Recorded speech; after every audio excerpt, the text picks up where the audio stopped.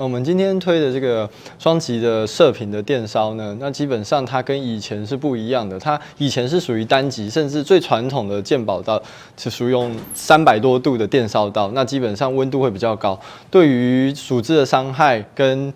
术后的恢复一定都会有一定的影响。那这一次这个新的双极的射频呢，那基本上温度比较低，那术后的恢复也比较快，住院天数也比较短。那术后的疼痛，依照我目前的个人的经验，病人的疼痛度有显著的下降，所以这边就是推来这边跟大家介绍这个新的刀，让大家可以认识一下新的选择。这样，基本上只要是属于有2种类型，一种是就是打呼就是睡眠呼吸中止症，它有扁桃腺肥大的问题，造成扁桃腺阻碍了呼吸道。那另外一种病人是反复的扁桃腺发炎，只要1年内有超过5到7次发炎，长期在吃抗生素的病人，基本上都可以考虑可以把扁桃腺做一个切除的动作。那当然，以前人会说，扁桃腺切除可能会影响一些免疫功能，但是目前的研究显示，因为我们的扁桃腺除了2边的咽扁桃腺以外，还有我们的鼻咽扁桃腺，还有舌扁桃腺，所以基本上把这2边2扁桃腺切除之后，基本上我们还是有2道防线可以去做一个